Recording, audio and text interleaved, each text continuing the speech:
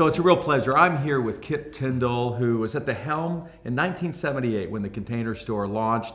37 years, 21% compounded growth. And he has this unbelievable book called Uncontainable. I consider it one of the two most important books written by a CEO in 2015. It's a must read for anyone who wants to scale up. And Kip, we talked about it on the interview on stage. The number one issue by far last night with our group of CEOs was people. We just can't seem to find enough talent in order to fuel our business.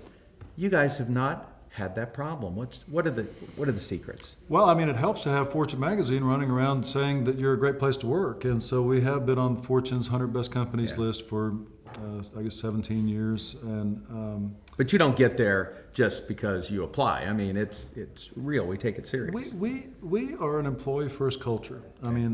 Take better care of your employees than anybody else, and then she'll take better care of your customers than anybody else. If those two are happy, your shareholders got to be happy too. So we take that very, very seriously, and we're relentlessly trying to figure out each year how we can do better. I think great communication and hiring only great people so that your people get to work with other great people are maybe the two most important aspects of it. But talent is the whole ball game. Someone in a leadership position has to believe that you can hire what we call 1 = 3 great people for a retail sales floor or a receiving dock in the distribution center, and then hold out until you find that great person to work in that slot. And then, but go back.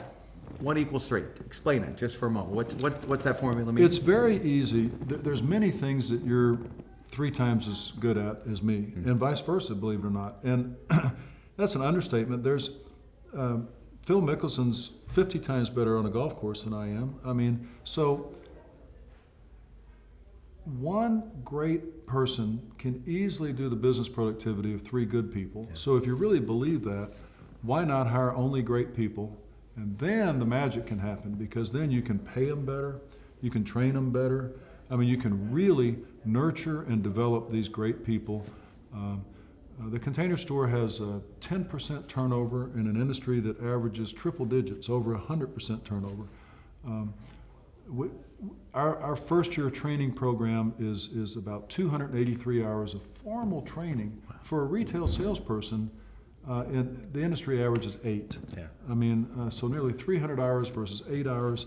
You can't afford to lose them once you put that much training. But great people are harder to find, they're harder to keep. You need to pay them more, you need to train them more. But once you do all of that and provide a great place to work, they never leave. I'm proudest of all of the fact that people join the Container Store and they never leave. And when you walk in and you have a problem, say your toy storage area is driving you nuts, you're helped by somebody who's been there for 4 or 8 or 12 years that really cares about your toy storage problem. And so that's not altruism, that's a profit strategy. That makes that customer come back and back for solutions-based selling by this wonderful, happy salesperson that actually cares about her storage and organization problem. We sell solutions, not items. And I think if we just sold items, we wouldn't need such great people. But since we sell solutions, we do need great people. We don't have a HR department. I was struck by that when I read it in the book. Our employees bring us people. They know that a key part of their job is to bring their cousins and their brother and their friends.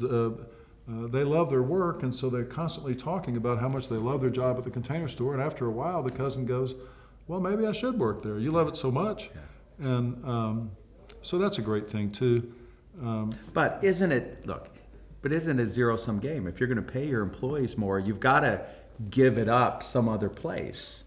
But you've done it differently. You have a different philosophy. Well, Costco pays almost double what its nearest competitor does, yet it does better financially. It is not whether somebody makes X dollars an hour or 50% of X dollars an hour. It's what payroll is as a percentage of sales.